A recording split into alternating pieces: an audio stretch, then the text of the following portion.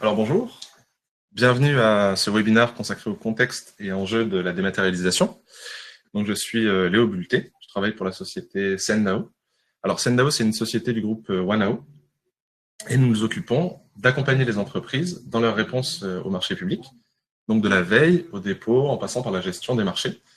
Et c'est cette expertise-là qui fait qu'on a trouvé intéressant aujourd'hui de proposer un webinaire sur ce qui nous attend très bientôt, à savoir la dématérialisation des réponses au marché public. Je ne prendrai pas pendant le déroulé du webinaire les questions que vous pourrez poser. En revanche, vous avez mes coordonnées qui s'affichent. Je vous invite à les noter. Si vous avez des questions ou des remarques à faire, n'hésitez pas à me les envoyer. Alors, un mot pour commencer sur le contexte qui va encadrer la démat. Alors, ce qu'il faut comprendre de ce contexte-là, c'est que la dématérialisation des réponses au marché public n'est pas la seule obligation qui va arriver sur toutes les collectivités publiques. Il y en a un grand nombre qui arrivent quasiment en même temps pour eux. Alors c'est ça qui est assez amusant, c'est qu'on les a laissés globalement tranquilles pendant quand même pas mal de temps, et là ils ont à peu près tout à gérer. Donc qu'est-ce qu'ils ont à gérer? Ils ont à gérer déjà une refonte au niveau juridique de ce qui va être leur corpus de loi. Hein. Le code des marchés publics a été abrogé, et là on est dans la rédaction d'un grand code de la commande publique. Alors ce code de la commande publique, il va prendre pour essentiel les dispositions de l'ancien code des marchés publics, mais pas seulement. Il y aura aussi tout ce qui va porter au droit des contrats, il va y avoir du droit de la concurrence, il y aura plusieurs éléments du droit qui vont être assemblés pour créer un grand code de la commande publique.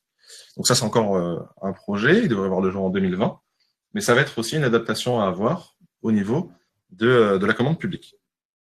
Deuxième point, il y a une obligation de transparence de la dépense publique pour pouvoir mieux comprendre comment sont dépensés les deniers publics. Dans cette obligation de transparence, on va retrouver une obligation de publication des données essentielles et surtout une standardisation de la façon dont sont transmises ces informations par les collectivités publiques. Alors, je pense notamment à tout ce qui va être, ce qui est souvent le plus intéressant pour les entreprises candidates aux attributions, qui aujourd'hui sont diffusées sur une multitude de supports sans aucune standardisation, ce qui fait que c'est très compliqué d'extraire des données précises et pertinentes au niveau justement de ces attributions. Demain, on sera capable de vous proposer des services qui vont consister à vous dire, voilà, sur tel marché, ces 10 dernières années, les attributaires ont été telle entreprise, pour tel montant. Et donc, ça va amener une meilleure compétitivité, une meilleure connaissance du marché pour toutes les entreprises, ce qui est plutôt positif. Troisième point que vous avez peut-être déjà rencontré en fonction de la taille de votre entreprise, c'est la dématérialisation de la facturation, donc via le portail Chorus Pro.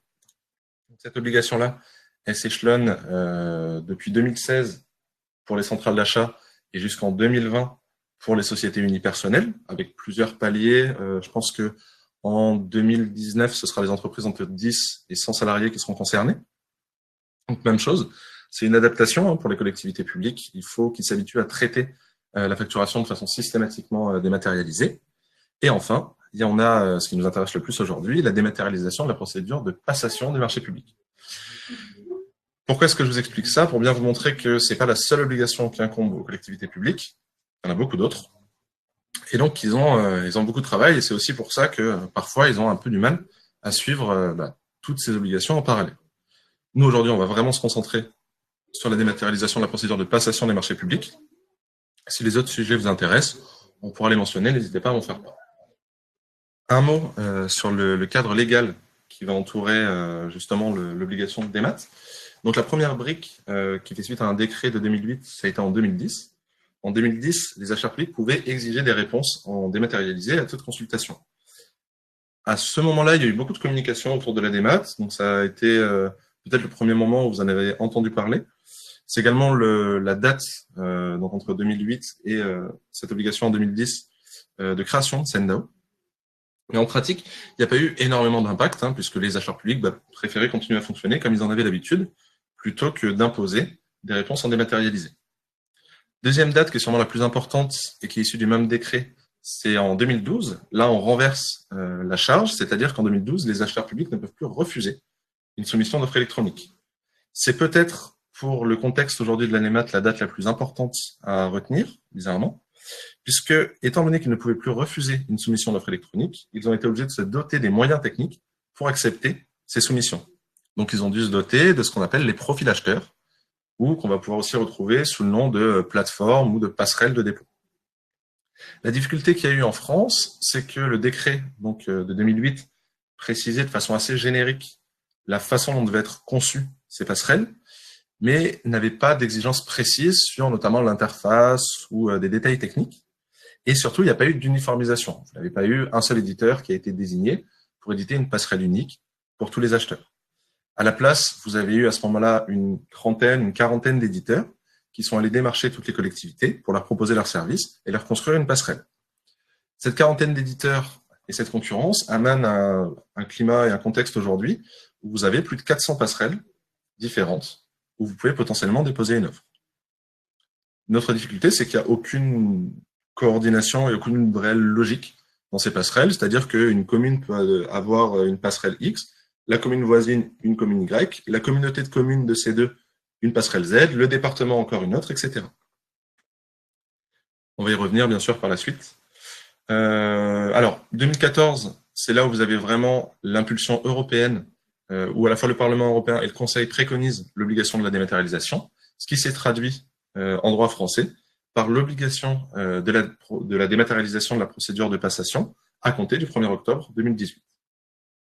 Donc, à compter du 1er octobre 2018, vous ne pourrez plus transmettre d'offres par voie papier. Vous serez obligé de vous plier aux règles de la dématérialisation. Pour bien comprendre justement cette dématérialisation, je vais vous proposer de comparer les processus de réponse entre le papier et la démat, principalement autour de 3 points, qui sont les 3 vrais points de différence entre le papier et la démat, que sont la composition de l'offre, la signature et la transmission. Donc on va aborder successivement ces 3 points, en commençant donc par la composition. Donc pour la composition du dossier, il y a plusieurs possibilités qui sont offertes aux entreprises pour la démat. La première, c'est de continuer tout simplement à utiliser les documents que vous avez l'habitude de remplir et d'envoyer, type DC1, ATRI. Tous ces documents classiques continueront à être acceptés même dans la procédure dématérialisée. On n'a pas encore de date où ils seront refusés, seulement on a d'autres initiatives qu'on va aborder tout de suite qui, on le pense, vont progressivement prendre le pas. Donc la première, dont vous avez sûrement entendu parler, puisqu'il y a eu également beaucoup de communication autour, c'est le dispositif MPS, pour marché public simplifié. Alors c'est une initiative française qui avait pour but de simplifier justement le remplissage des documents administratifs. Malheureusement, cette initiative sera abandonnée dès avril 2019. Donc vous pourrez, si vous avez l'habitude de répondre avec le MPS, continuer jusqu'en avril 2019. Passer cette date, ce sera plus possible. Et ce sera plus possible parce qu'il y a eu un peu un doublon entre l'initiative française qui était le MPS et l'initiative européenne qui était le DUM. Le DUM, pour document unique de marché européen, reprend dans les grandes lignes la même logique que le MPS, sauf qu'il va vous permettre de répondre à tous les marchés de la zone euro. Le DUM se présente, et on va le voir, sous la forme d'un document que vous pourrez remplir en ligne, et il est, depuis le 1er avril 2018, obligatoirement accepté par les acheteurs publics. Donc, si vous voulez vous intéresser au DUM, alors déjà, n'hésitez pas à m'en faire part, on pourra faire également un webinaire spécifiquement sur comment remplir son DUM.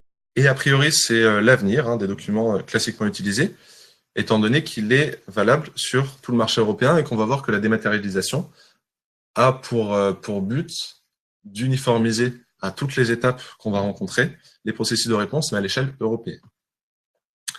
Alors, on ne va pas rentrer trop en détail sur comment remplir un DUM. Ce qu'il faut retenir, c'est que ça constitue une autodéclaration de la compétence de la situation financière et des capacités des sociétés, qui va donc se substituer à toutes les pièces, qu'il est valable pour tout marché intra-européen et qu'il est réutilisable. Donc, en pratique, vous allez avoir 3 espaces dans un DUM.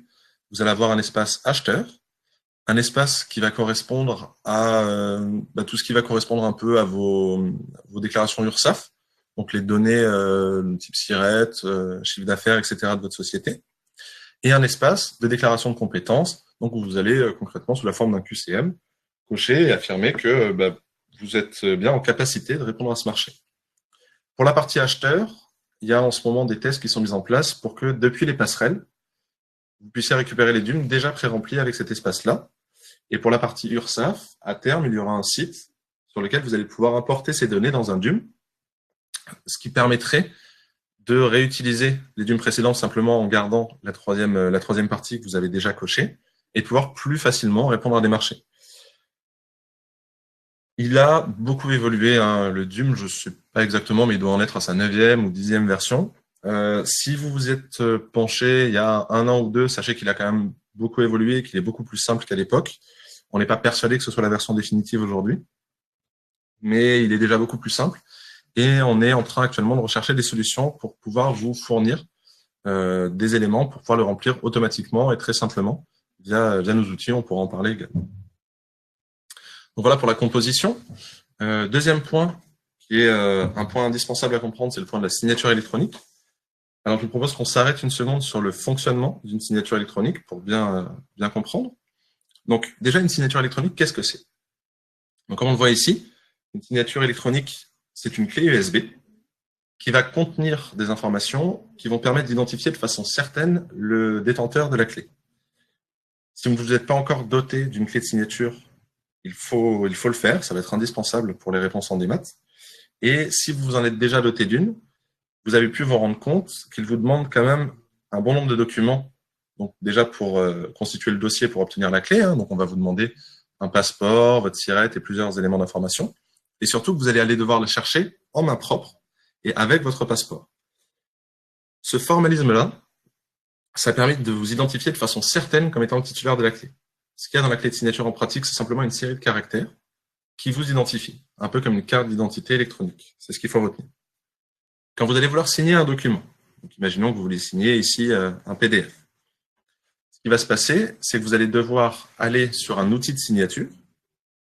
L'outil de signature, ce qu'il va faire, c'est qu'il va identifier de façon certaine le document à signer en récupérant des informations de ce document-là, suffisamment pour l'identifier. Il va récupérer ensuite les informations détenues dans la clé de signature, qui vous identifie de façon certaine. Il va les compiler et horodater cette compilation. Ce qui va en sortir, c'est un nouveau fichier, un .sig, qui va contenir à la fois une identification formelle du document, une identification formelle du signataire et un horodatage. Ce qu'il faut retenir également, c'est que la signature électronique, ce n'est pas une altération du document original, mais bien un fichier complémentaire qui sera séparé et qui va être la signature du fichier original.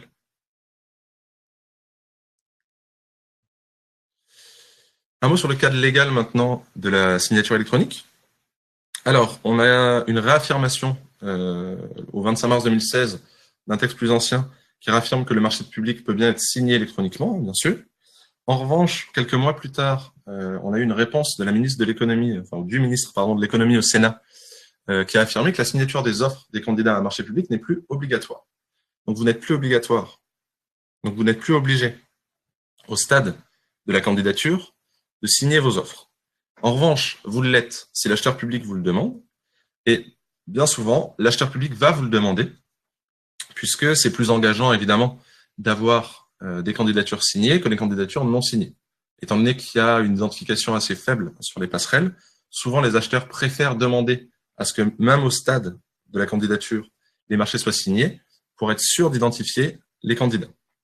Donc, ce qu'il faut retenir, c'est qu'il peut arriver que vous ayez des candidatures qui n'exigent pas d'être signées.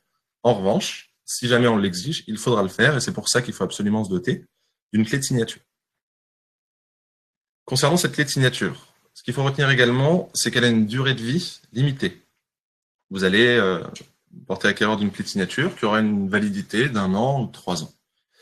La clé de signature doit rester valable jusqu'à l'attribution. Faites très attention à ce point-là. Si vous devez signer un marché dont la date limite de remise est au 10 juillet, vous, avec une clé dont la date limite de validité est au 15, vous ne pourrez pas signer ce marché. Parce qu'elle sera effectivement valable au moment de la date limite de remise, mais elle ne sera peut-être plus forcément au moment de l'attribution et c'est un motif de rejet de votre candidature. Donc, quand vous avez une clé de signature, assurez-vous de vous mettre un rappel plusieurs mois avant la fin de sa validité pour la renouveler. Quelle signature utiliser? Eh bien, ça, c'est assez simple. Vous avez historiquement un dispositif qui est un dispositif français, qui était le dispositif qu'on voit ici, RGS 2 étoiles, auquel va se substituer le dispositif EDAS. Donc, le dispositif EDAS est rentré est devenu la nouvelle norme depuis le 12 avril 2018, mais toutes les autorités capables de délivrer les certificats se sont naturellement adaptées à cette évolution et vous proposeront naturellement un certificat EDAS si vous en demandez aujourd'hui. Et si vous êtes encore doté d'un certificat RGS, il restera valable jusqu'à la fin de sa validité. Donc, on ne pourra jamais vous reprocher de ne pas avoir signé avec un certificat EDAS. Simplement, si aujourd'hui, vous voulez vous doter d'un certificat, pensez à prendre un certificat EDAS. Un point de vigilance également sur la signature électronique, c'est que, comme on l'a vu, elle identifie formellement son détenteur et donc la signature électronique a une valeur légale. Donc, confier sa signature à n'importe qui ou la laisser traîner, c'est extrêmement engageant. Une personne mal intentionnée peut très bien signer une reconnaissance de dette avec un certificat électronique et cette reconnaissance de dette aura valeur légale et ne sera que très difficilement opposable. Donc, méfiez-vous de ce point-là, c'est un vrai point de vigilance quant aux signatures électroniques. Les profils acheteurs maintenant. Donc les profils acheteurs, on l'a vu, il y en a énormément. Donc nous, chez Sendao, on en a compté un peu plus de 400. Ce que vous voyez ici à l'écran, sur diverses colonnes, systématiquement, vous avez à gauche l'éditeur de la passerelle et à droite l'URL de cette passerelle. Donc vous allez peut-être en reconnaître, hein, il y en a qui reviennent souvent, type Atexo, MarcoWeb, OmniClé ou ce genre de choses. Ce qu'il faut retenir, c'est que c'est pas parce que vous avez un même éditeur que vous allez avoir systématiquement le même identifiant et le même mot de passe, et que pour toutes ces passerelles-là, vous allez avoir une interface qui va être différente. C'est ce qu'on a identifié, nous, et ce qui revient le plus régulièrement lors de réunions autour de la dématérialisation, le point le plus pénible lié à la démat, justement, c'est cette diversité de profils acheteurs. Donc, je vous propose de passer en revue les points de vigilance qui sont liés, justement, à cette diversité de profils acheteurs. Donc, on va avoir successivement tous ces points-là, qui sont finalement le chemin que vous allez parcourir jusqu'à la récupération de la preuve de dépôt et depuis l'identification du profil acheteur, et quels sont les points d'achoppement, ou quels sont les points qui doivent retenir votre attention. Premier point, ça va être l'identification du profil acheteur. Bon, rien d'insurmontable, mais vous allez devoir trouver systématiquement dans le règlement de consultation l'emplacement de ce profil acheteur et où est-ce que l'acheteur public veut que vous déposiez votre candidature. Une fois que vous avez identifié le profil acheteur, il va falloir soit vous inscrire, si c'est la première fois que vous venez sur ce profil, soit vous connecter. Attention, lors de l'inscription, certaines passerelles vont vous demander un délai, vont vous dire merci pour ces informations-là. Vous allez bientôt recevoir un mail pour confirmer votre inscription. Ce mail, ça peut mettre entre 1 heure et 24 heures pour le recevoir selon les passerelles. Donc, si jamais vous devez déposer, je vais vous dire le 20 juillet à midi, assurez-vous de faire une première visite de la passerelle bien en amont pour être prêt pour déposer et pour valider cette inscription. Si vous êtes déjà inscrit, la connexion à la passerelle se fera par un identifiant et un mot de passe. Alors, si vous ne répondez qu'à quelques marchés par an, pas de réelle difficulté. En revanche, si vous répondez à 100, voire 200 ou plus marchés par an et que vous avez plusieurs personnes qui sont susceptibles de déposer, ça peut vite devenir pénible et il va falloir tenir un document à jour qui va recenser pour chaque passerelle les identifiants et les mots de passe utilisés. Sachant que certaines passerelles acceptent uniquement des caractères spéciaux, d'autres uniquement les adresses mail, que certaines vont vous demander de renouveler pour des raisons de sécurité votre mot de passe tous les mois. Il va falloir bien penser à tenir à jour ce fichier.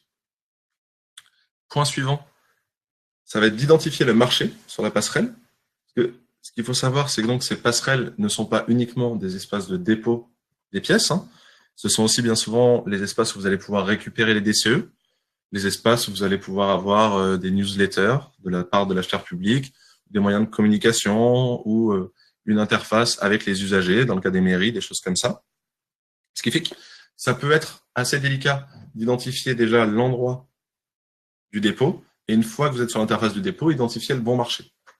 Si vous allez déposer votre dossier de candidature en lieu et place d'un autre marché que celui pour lequel il est destiné, ça peut être un motif légitime de rejet de votre candidature. Une fois que vous avez identifié ça, toutes les passerelles vont vous proposer et vous conseiller de réaliser un dépôt test. Un dépôt test, concrètement, c'est faire semblant de déposer un dossier du début à la fin. Alors, ça prend du temps. L'intérêt de ce dépôt test, ça va être de valider que vous avez bien compris comment fonctionnait la passerelle et que vous avez bien les prérequis techniques nécessaires pour le dépôt. Donc ça paraît un peu absurde de faire semblant de déposer avant de déposer, mais vous verrez systématiquement sur les passerelles, c'est ce qu'on va vous recommander. Pourquoi est-ce qu'on vous demande ça? Eh bien parce qu'un paramétrage de votre poste peut être nécessaire pour être compatible avec la passerelle de destination. On a vu tout à l'heure le fonctionnement d'un parapheur électronique, d'un outil de signature. Cet outil de signature va être hébergé systématiquement et va être exigé par les passerelles. Et vous avez, de la même façon que vous avez une grande diversité de passerelles, une grande diversité d'outils de signature sur ces passerelles. Donc, si vous avez un outil qui nécessite d'installer une applet sur votre poste, il faudra l'installer. Si vous avez une applet qui fonctionne sous Java, il faudra avoir Java et la bonne version de Java. Donc ça, c'est également un point de vigilance. Si vous avez une passerelle qui fonctionne avec Java 12, eh bien, vous allez mettre à jour votre Java pour pouvoir signer sur cette passerelle. Si 2 jours plus tard, vous devez signer avec une passerelle qui exige Java 9, eh bien, il faudra retrouver Java 9 pour signer, puisqu'il n'y a pas nécessairement de rétrocompatibilité dans Java. Même chose. Ce point-là, c'est pas forcément une difficulté si vous avez la main et si vous êtes administrateur de votre poste. En revanche, si vous êtes dans une société où vous n'avez pas les droits d'accès et où vous avez un service informatique à distance, ça peut être une vraie source de stress et une vraie étape très chronophage dans votre dépôt. Une fois que le poste est bien paramétré, eh bien, il va falloir identifier la structure de réponse. Alors, identifier la structure de réponse, qu'est-ce que c'est? Dans le règlement de consultation, l'acheteur va pouvoir vous exiger bien souvent le listing des pièces qu'il va demander pour votre réponse. En revanche, c'est la passerelle qui va définir la structuration de votre dossier. Est-ce qu'il veut une enveloppe globale, ou est-ce qu'il faut une enveloppe candidature et une enveloppe offre, ou est-ce qu'il faut une enveloppe par lot? Ça, même si l'acheteur vous dit dans le règlement de consultation OK pour une enveloppe globale, il se peut que la passerelle ait été constituée de telle façon qu'elle va vous exiger de déposer pour partie en administratif et pour partie dans une autre enveloppe l'offre. Et donc, il va falloir avoir conscience de cette structure. Donc, systématiquement, avant d'aller déposer, il va vous falloir aller vérifier également cette information. Ensuite, vient l'étape de signature des pièces. Donc là, comme on l'a précisé avant, il peut y avoir beaucoup de façons de signer. Certaines vont vous proposer de signer toutes les pièces en même temps, d'autres de charger et de signer les pièces une par une, l'autre de d'abord aller signer les pièces via des jetons de signature et ensuite de charger à la fois la pièce et le jeton. Bref, assurez-vous de bien maîtriser la façon de signer les pièces pour une passerelle donnée pour ne pas rater votre dépôt. Ensuite, vient l'étape de chargement du dossier, donc le chargement des pièces, qui peut prendre plus ou moins de temps en fonction de la taille de vos pièces, de vous, votre débit Internet, et également du débit Internet de la passerelle. Certaines passerelles fonctionnent très bien. Pour d'autres, vous allez pouvoir avoir des temps de téléchargement qui sont très très longs. C'est pas rare d'entendre des anecdotes où un candidat a mis plus de 3 heures pour déposer ses pièces. Enfin, une fois que vous avez terminé le chargement, vous allez obtenir la récupération de la preuve de votre dépôt. C'est l'heure et la date inscrite sur la récupération, sur la preuve de dépôt qui va faire foi. Donc, si vous avez une date limite de dépôt à midi, que vous avez commencé ce processus-là à 10 heures, mais que pour une raison ou une autre, parce que la signature était délicate, parce que le chargement a pris du temps, vous récupérez une preuve de dépôt avec noté 12h01, votre marché sera rejeté. Donc, il faut faire bien attention à ça, s'y prendre bien en amont et faire bien attention à toutes ces étapes-là pour être capable de bien déposer. Voilà. J'espère que vous avez une idée un peu plus précise de ce qui vous attend. Alors, pas de panique. Là, on a vraiment mis en avant les points les plus délicats qui sont liés au dépôt. Ça se passe dans la plupart du temps très bien, à condition de s'y prendre très en amont. Sur tous ces points-là, si vous avez des questions complémentaires ou si vous êtes intéressé par des solutions pour déposer ou transmettre plus simplement, n'hésitez pas à me contacter et je vous ferai un plaisir de répondre à vos questions. Merci beaucoup. Au revoir.